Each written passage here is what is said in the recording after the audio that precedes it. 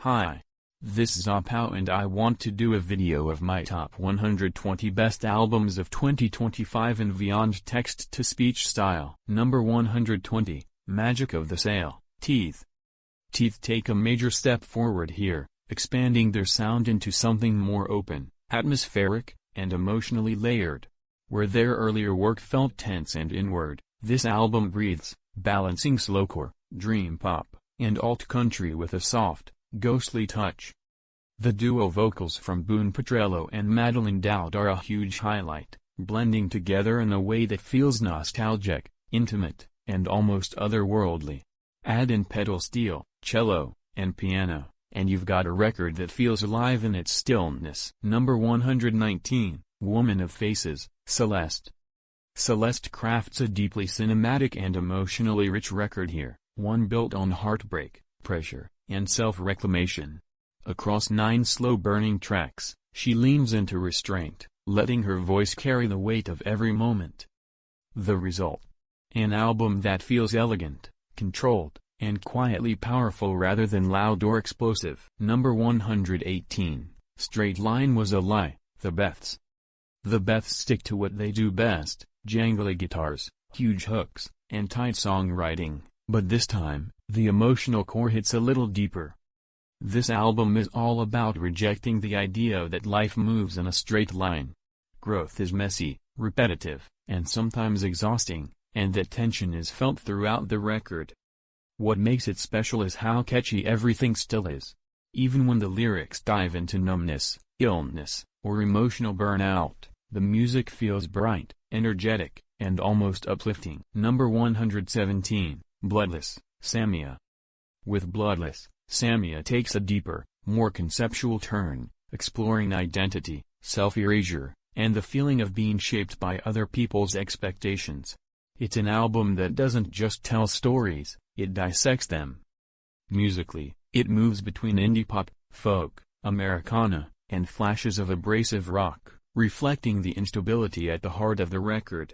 And while the subject matter can get heavy, her melodic instincts keep everything surprisingly inviting. Number 116, W.H.O. Waters The Wilting Giving Tree Once the Leaves Dry Up and Fruits No Longer Bear.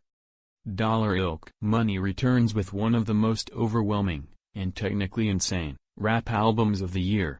This is a project built on non-stop wordplay, surreal ideas, and rapid-fire delivery that barely gives you time to breathe. It's messy, paranoid, funny, aggressive, and surprisingly introspective all at once. Number 115, Sad and Beautiful World, Mavis Staples. At 86 years old, Mavis Staples delivers a powerful, deeply moving album that feels like both a reflection and a reaffirmation of everything she's stood for. Built mostly on covers, this record doesn't just revisit great songs, it transforms them. Through her voice, every lyric feels lived in, personal, and spiritually grounded. Number 114, Everybody Scream, Florence and the Machine.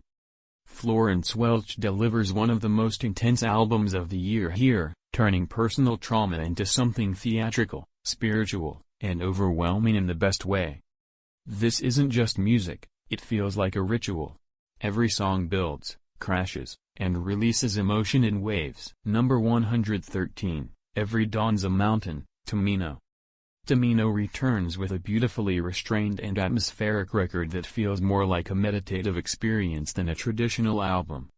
Blending chamber folk with Middle Eastern influences, he creates a sound that feels both intimate and expansive, like a whisper echoing through a cathedral. Number 112, Warbrained, Quannick. With Warbrained, Quannick makes a major shift, from digital-heavy digicore into something far more physical, gritty, and rooted in 90s alternative rock and shoegaze. This isn't background music, it's loud, textured, and meant to be felt. Number 111, Where Is My Head? Rich Brian. Rich Brian delivers his most complete and personal project yet with Where Is My Head? An album that fully embraces growth, identity, and the complexity of living both online and in real life. It's reflective without feeling forced, experimental without losing focus, and emotional without becoming overwhelming. Number 110, Music Can Hear Us, DJ Kotze.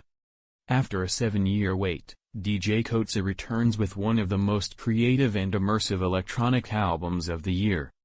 This is a record that moves between house, ambient, and global sounds effortlessly, feeling more like a journey than a collection of tracks. Number 109, The Badfire, Mogwai.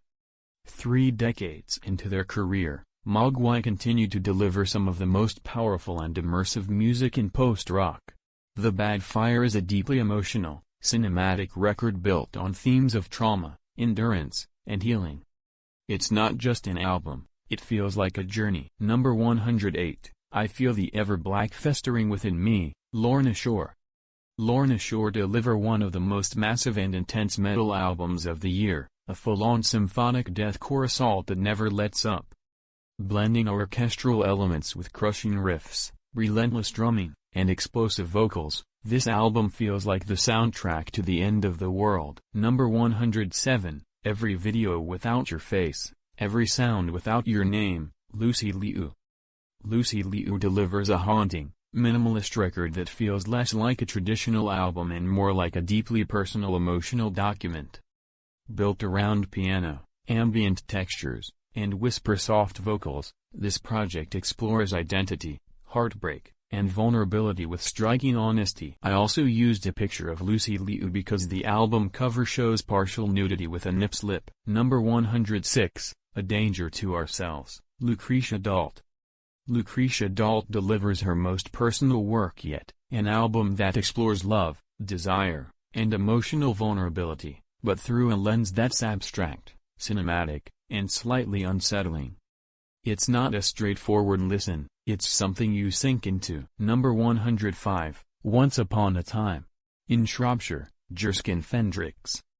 Jerskin Fendricks delivers a deeply personal and imaginative record that blends grief, memory, and surreal humor into something that feels like a cinematic journey through the past. It's not a straightforward listen, but that's exactly what makes it so compelling. Number 104, Hexed, Aya.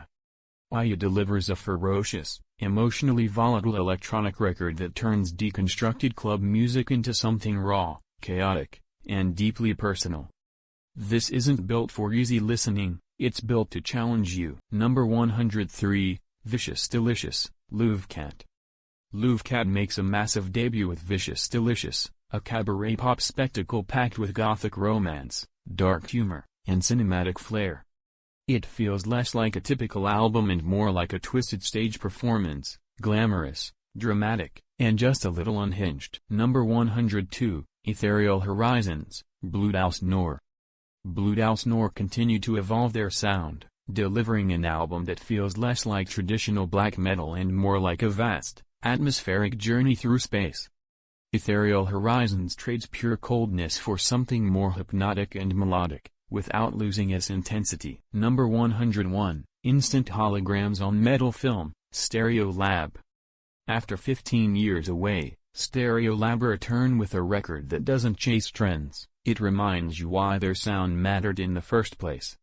Blending motoric grooves, vintage synths, lounge pop textures, and sharp political commentary, this album feels both nostalgic and completely current. Number 100, Ascension, Paradise Lost. Nearly 4 decades into their career, Paradise Lost return with Ascension, a powerful, cohesive album that blends crushing doom riffs, gothic melody, and modern heaviness into one of their strongest late-career statements. This isn't a nostalgia release, it's a band fully in command of their sound. Number 99, Blur, Joanne Robertson. Joanne Robertson delivers her most focused and emotionally resonant work yet with Blur, a hushed, minimalist folk album built from improvisation, solitude, and raw vulnerability. Every song feels like a private moment captured in real time. Number 98, Dog-Eared, Billy Martin. With Dog-Eared, Billy Martin expands her intimate folk songwriting into something richer, dreamier, and more collaborative. The album feels like flipping through old photographs at sunset, comforting, nostalgic, and filled with small emotional. Number 97, Gwayar Ibn Said, Guys Guevara. Guys Guevara's debut album is chaotic, politically charged, emotionally vulnerable, and completely unpredictable. The record moves from explosive, abrasive bangers into deeply introspective moments, balancing satire, anger, humor, and self-examination in a way few rap albums even attempt.